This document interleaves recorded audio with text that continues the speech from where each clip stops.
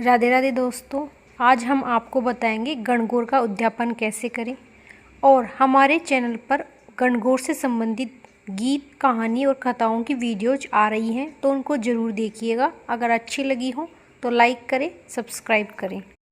गणगौर का उद्यापन सभी विवाहित महिलाओं को करना जरूरी माना जाता है। और सबसे पहले हम जान लेते हैं गणगौर का उद्यापन कौन से साल में करना चाहिए। यह उद्यापन आप शादी के बाद तीसरे, पाँचवें, सातवें, 9वें और 16वें आदि सालों में कर सकते हैं, या अगर आप चाहें इसके बाद आप कभी भी कर सकते हैं। अब इसके बाद हम जानते हैं गणगौर उद्यापन के लिए सबसे ज़रूरी चीज़ उद्यापन सामग्री। उद्यापन सामग्री में एक सासू माँ का बेस तैयार करें। यदि सासू माँ नहीं है तो ननद, जेठानी या परिवार की किसी भी बड़ी महिला जिनका पद परिवार में आपसे बड़ा हो, उनके हिसाब से बेस तैयार कर सकते हैं। या फिर आपकी भांजी, जेठूती जिनकी शादी हो चुकी है, उन्हें भी आप यह बेस दे सकते हैं।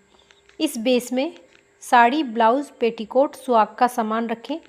इसके अलावा कोई भी एक या दो गहना जैसे पायल, बिछिया, नाक का कांटा, अंगूठी अपनी श्रद्धा के हिसाब से रख सकते हैं। साथ ही रुपए भी रखें। इसके अलावा गणगौर का उद्यापन करने के लिए 16 सुहाग पिटारी या 16 मेकअप का सामान रखा जाता है। एक सुहाग पिटारी गणगौर माता की बनाई जाती है। गणगौर माता की सुहाग पिटारी कुछ लोग 16 की गिनती में नहीं लेते हैं तथा कुछ महिलाएं 16 के अलावा एक अलग से पिटारी बनाकर 17 सुहाग पिटारी तैयार करते हैं। आप चाहें जैसा कर सकते हैं। यदि गणगौर माता की पूरी सुहाग पिटारी न देना चाहें तो एक ब्लाउज पीस सहित 5 सुहाग सामग्री भी रख सकते हैं। और चाहें तो गणगौर माता के लिए साड़ी या पूरा बेस भी रख सकते हैं। इसके अलावा यदि आपका मन है तो ईसर जी के कपड़े भी दे सकते हैं। यानी इसमें आपको जैसी सुविधा हो, जितना आपका सामर्थ्य हो, आप कर सकते हैं। अब आगे हम जानते हैं सुहाग पिटारी में सामान क्या क्या रख सकते हैं। इसमें एक छाबड़ी के अलावा किट भी रख सकते हैं। 15 सुहाग सामग्री रखी जाती हैं। छाबड़ी सहित 16 सामान हो जाते हैं। छाबड़ी ना हो तो स्टील का कटोरा, प्लेट या आप कोई किट भी ले सकते हैं। इस सामान में एक चांदी का तार और रखा जाता है। यह दोनों चीज़ पहले बहुत ज़रूरी मानी जाती थी।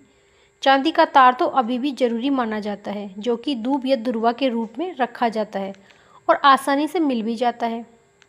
लेकिन आजकल किसी भी काम में ये नहीं आता है तो आसानी से मिलता भी नहीं। इसके अलावा कई लोगों के यहाँ सुहाग पिटारी में गणगौर के 16 गुने भी रखे जाते हैं। यदि आपके यहाँ रखे जाते हैं तो वह इस सामान की गिनती में आ ही जाएंगे। इस तरह से 15 सामान में से कोई भी ले लें। अब हम जान लेते हैं छाबड़ी में रखे जाने वाली सुहाग सामग्री में आप क्या क्या रख सकते हैं।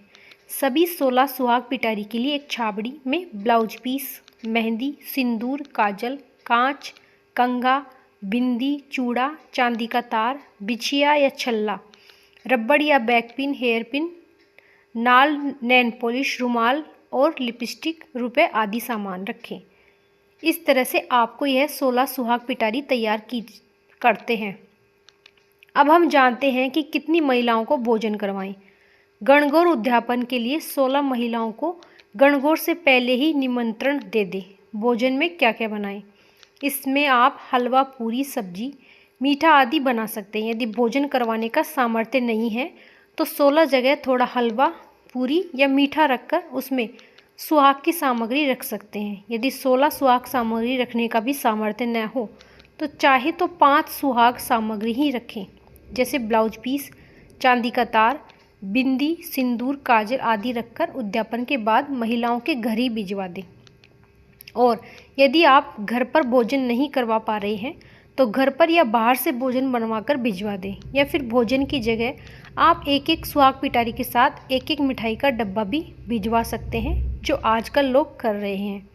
अब हम जानते हैं, अब इसमें हम एक नियम और जान लेते हैं कि सखिया को भी कपड़े भिजवाए जाते हैं। सखिया किसे कहते हैं? सखिया आपके उद्यापन का साक्षी होता है। जैसे देवर या घर का कोई भी छोटा लड़का, जैसे भांजा, भतीजा जो आपसे उम्र में छोटा हो, सखिया बना सकते हैं। सगे भाई के अलावा इनमें किसी को भी सखिया बना सकते हैं। पूजा के बाद सखिया को खाना खिलाएं, फिर उसे कपड़े, नारियल देकर उसके कान में कहें मेरे गणगौर के उद्यापन की हामी भरना। मैंने गणगौर का उद्यापन किया है मान लेना। फिर उसके बाद सभी महिलाओं को खाना खिलाकर सुहाग पिटारी दें। ईसर गणगौर के नाम से एक भोजन की थाली, सुहाग पिटारी।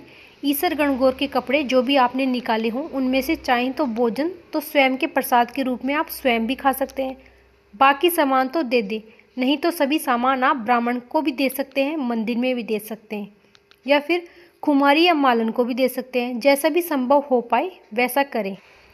अब हम जान लेते हैं उद्यापन पूजा विधि। इसके लिए आपने गणगौर घर पर स्थापित की है तो ठीक है, नहीं तो जहां गणगौर डाली है वहां से गणगौर माता को घर पर ले आएं। फिर परिवार की महिलाओं के साथ गणगौर की पूजा करें, कहानी सुने। फिर सारी उद्यापन सामग्री 16 भोजन की थाली में 4-4 पूरी और हलवा रखकर गणगौर माता के सामने रखें। फिर सभी सामान पर रोली के छींटे देकर चुनरी का पल्लू पकड़कर 7 बार हाथ घुमाएं। इसके बाद ईसर गणगौर की सामग्री उन्हें अर्पित कर दें और हाथ जोड़कर ईसर गणगौर से प्रार्थना करें कि आपकी कृपा से आज मैंने गणगौर का उद्यापन कर लिया है। मेरा सुहाग परिवार घर में सुख समृद्धि और कृपा बनाए रखना। फिर सासू माँ का बेस सासू माँ को देकर पैर छुएं और यदि सखिया का नियम लिया है तो जैसे हमने बताया वैसे उसे पूरा करें।